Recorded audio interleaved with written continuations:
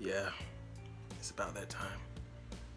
Ooh, ooh, ooh, ooh, ooh, ooh. What's up? It's your boy Tyi, the self-love content creator. Welcome back to my channel. I know it's been a while, but we're gonna get right into this update and the story time. If you haven't already, make sure you like, comment, share, and subscribe. And make sure you click the notification bell so you get notified every time I upload because YouTube be tripping. So click that notification bell, and all my social media links are down below in the description. It's been a while, and the reason why is I've been working. If you guys follow me on Twitter or Instagram, you know I've been working for the census. It's a government job for those of you that don't know. And by the way, be nice because this is a tough job. But anyway, you guys, here's a little story time. I can't tell you much because legally I can't tell you much. But what I can tell you is that I've been going through some shit, you know, with the George Floyd's, the COVID, and just racist ass white people. So what I've been dealing with is basically people being very, very mean to me when I'm going to the door, white people. Some black people too, I'm not going to say it's not, but black people.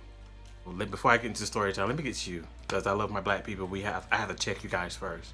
Black people, we should know what the census is, because in the 1800s, when the first census happened, they didn't count us as a human being. They count us as like 1/4 of a human being, 1/4 of a person, and that's when the one drop rule came about. But anyway, you got that's a whole nother story.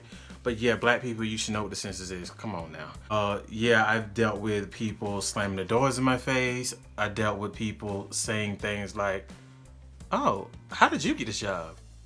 Oh, they must be letting everybody get the job if you get the job." And like it's just like very, very frustrating. And there was this one guy. Once again, I can't tell you any addresses and names, of course, like that. I can't tell you anything like that. But what I can say, this guy was like 6'5", white guy, kind of chubby, muscular. He's in between of that, bearded. Okay, he's one of those white guys. I don't have a shirt on right now because I just got a shower. I was gonna do a whole get ready with me, but I decided not to do it. But yeah, he was one of those white guys that never wore a shirt, beard in hand, one of those white guys. But he had the nerve to say, "Oh, you look scary." I'm in North Carolina, so he said, "Oh, you look scary," because I was wearing the same black hat that I always wear. Mind you, this is my second time coming to this house. I told him that sometimes we'll go to this house and do multiple interviews. It is part of the job. But I have also my black mask that I wear all the time. He talking about I look like I was gonna rob the place. This was broad daylight. I was wearing like a gray tank. I was wearing my beaded necklace. I was wearing some shorts. You can see me. He only said this because he's one of those white people that won't be racist in your face until he's around other white people. Because the first time when I went to his house to do the interview, didn't get that. He thought I was trying to sell him something, and I get that, but he had an attitude then. But I said, look, most likely they will send either me back to your house or someone else. They sent me. I was on the case list again. We have our case list. It's every 10 years. The census is done every 10 years, and 10 years ago they were still, because my sister had this job 10 years ago as well.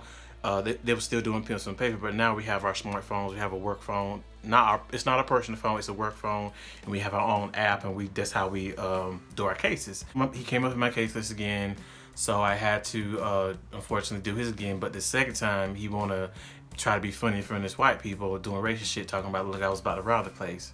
I had a disagreement with my one of my siblings, but to me, that is a threat to me once you say stuff like that, because you can say that and weaponize my race. We all seen what happened in social media with the Karens. I call the police because I'm gonna tell them that you're a black guy attacking me, blah, blah, blah, weaponizing my race. So to say when you say stuff to me personally, it's a threat to me.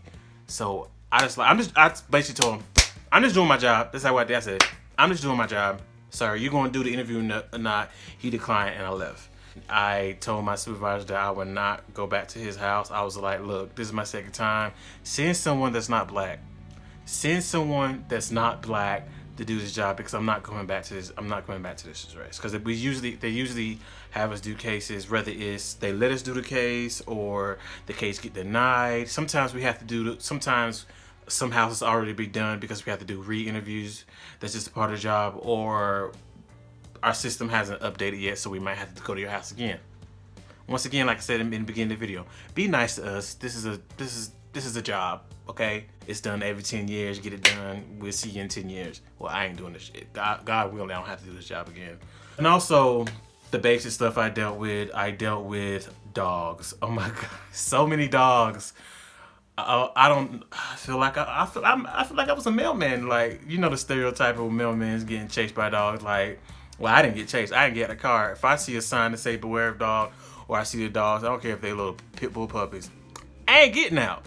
I'll go ahead and get my work phone and just mark it as a proceed with caution. There's dogs not doing the job. Some of these dogs are trained. This dog, I know for a fact that dogs are trained to, like, when there's an unknown car coming into the yard, some dogs are trained to attack the tires so the car can't move or whatnot and slow the car down. Some dogs with a bark and bark for the people to come out and like chase our car. So I had to deal with that. And I also had to deal with people just staying and like, I'm in North Carolina. I live in a country part, and I cannot pronounce this word right, so don't come from rural area, an area with a bunch of dirt roads and trees and stuff. So I had to deal with that. I seen Children of the Corn. Not going back there. The car is not going to fit anyway, because the road be like this small, and if you have a big old car, what you want me to do? So for those of you who have iPhones, because my work phone is an iPhone, and I'm recording on my iPhone, of course. But for those of you that have iPhone, use the Maps app. Not Google Maps, use the Maps app. Because some addresses that I try to navigate through the Maps app, I have the Maps, like I said, I can tell you this because I have the Maps app in my phone, and I typed in a random address that was in Robeson County, which is where I'm working at in North Carolina.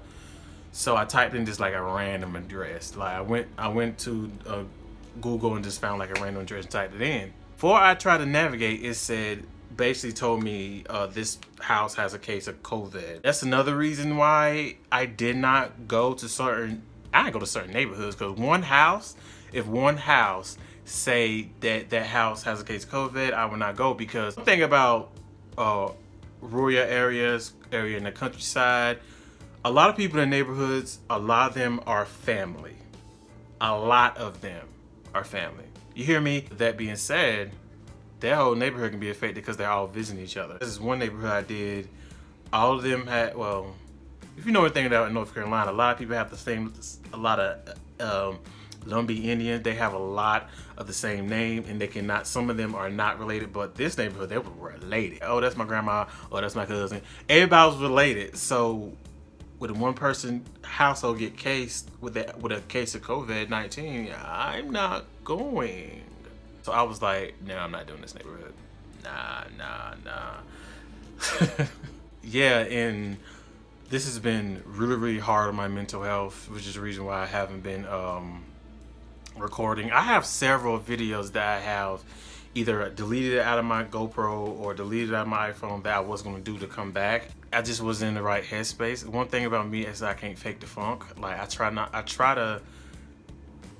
why in the beginning of my video, you see me with the sage and stuff. I try to bring good energy, whether it's a good video, whether I'm talking about good stuff, or I'm telling you guys some bad news, wherever the case may be, I try to come with good energy.